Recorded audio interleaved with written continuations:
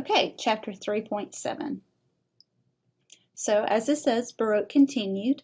We ended the last chapter with looking at Bernini's Saint Ecstasy, or the Ecstasy of Saint Teresa, excuse me. So here we have the famous Hall of Mirrors. This is also located in the Palace of Versailles, which is in Versailles, France. What I want to bring attention to is some of the style characteristics of Baroque.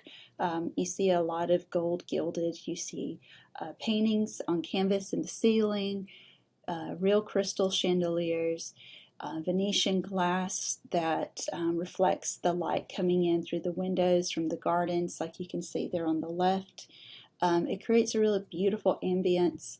There's a lot of paintings in here, and I think I took it out, but it shows where King Louis actually thought of himself as like Apollo, so there's some of that. You'll see little sculptures of a sun with a face on it, and that's supposed to make reference to Apollo. So let's just keep going. We're going to look at Rococo. It's basically evolved from Baroque, so it's not against it, like some art movements we'll look at. Here it's still with the wealthy, the upper class, like the aristocrats. In this case, you see a painting. It's famous. It's called The Swing. There's a young lady.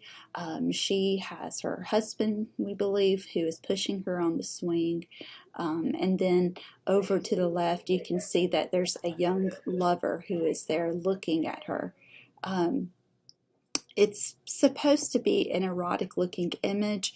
There's a lot of lush greenery. Even the what was a garden has overgrown. Like you can kind of make out a wall here, like a walled-in garden. And so that's supposed to make reference to fertility as well. And she's being mischievous, and Cupid is right there watching the two. The colors are a lot of pastels, like pinks and blues and greens, and all of these are pretty well repeated in Rococo. Very happy, just gorgeous looking colors. This is a whimsical subject matter, just a young girl flirting with her lover. And that I'm going to contrast with an art movement that follows shortly after the Rococo. Now, the architecture here is very similar to the Baroque. In the very front, you can see that it's not flat. And I showed you from 3.6 towards the end where there was a building kind of similar to this, where it kind of moves in and there's little niches for sculptures.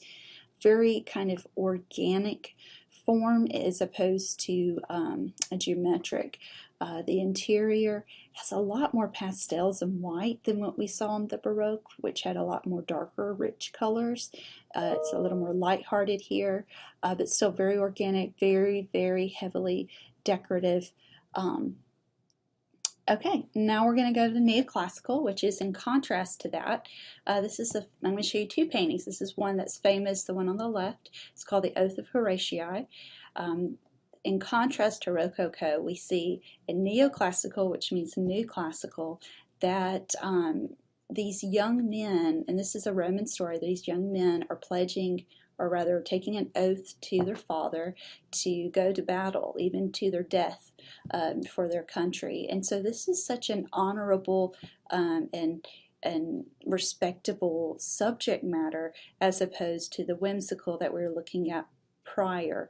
Also, in reflection of that is the architecture. There's no heavily decorative, whimsical, like we said before, images. It's like the Roman. It's rational looking. Even the columns are used to break up the three groupings of figures. We have the young men, the father, and then the emotional, and women are looked at as these fragile emotional beings here on the right. Angelica Kaufman, I believe that's her self-portrait there on the left. She had a painting that just really won a lot of people over. She had more than this, but if you look at her, she's trying to show another moral message, and that's common in, well, really all neoclassicals will do that. They're trying to do that. So here's a mother, a lady is trying to sell her jewelry, and she gestures her hand out towards her children and says, these children are my treasures. And this is your example of a neoclassical architecture. The Romanesque columns, very symmetrical from the front, but yet has a lot of styles carried over from France and even England. And here's the interior. Okay, so Romanticism is not like a painting about two young lovers or something. It's a romanticized idea or concept. So in the center we have a woman who's basically half dressed. She is a personification, which is like a symbol for liberty, and liberty is what's motivating these men to fight in the French Revolution. So it's just the idea of her and who they're fighting for their freedom.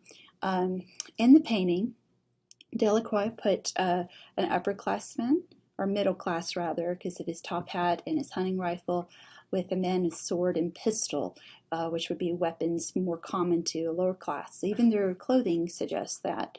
You also see the composition, which continues from the idea of classical. This is all still in that classical description, realistic balance. If we start here at this corpse and we go up the rifle, up the flag here, and down her arm, and the boys into the shadows, that creates a triangle, which makes a really nice balance.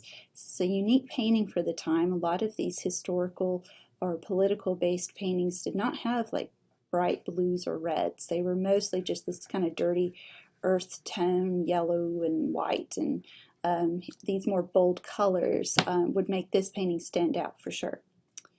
I'm going to skip that one. Let's talk about this. This is another romantic painting. Thomas Cole was an American. He started a painting grade called the Hudson River School, and he is using the landscape as a symbol, kind of like we were talking about liberty being a personification. In this case, you can see the storm.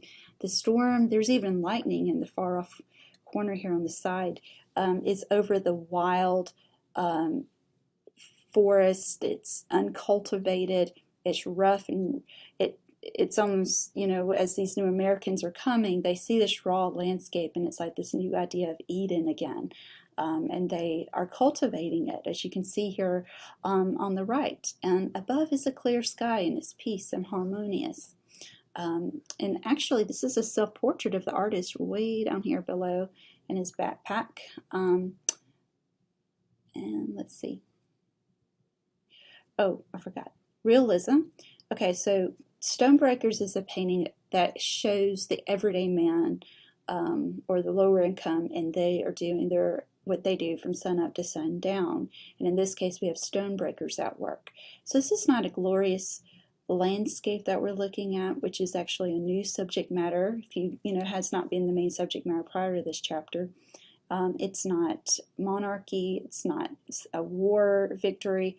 So this is, you know, an unusual subject that he is going for, and that's why it's called realism, is because it's not that it's necessarily realistic looking, but just that it's at the everyday man and woman.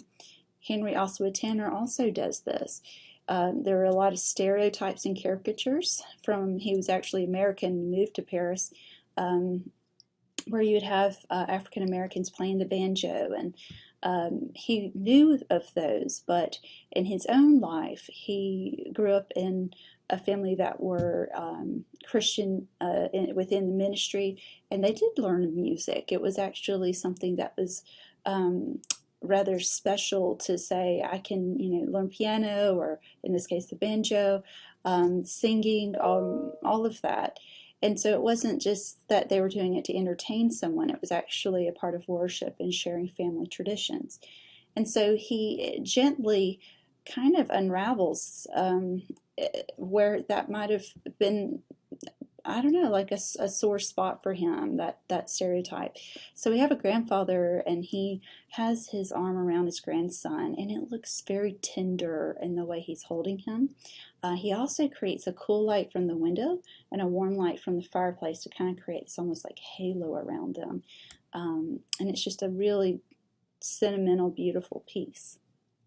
And here's some other works.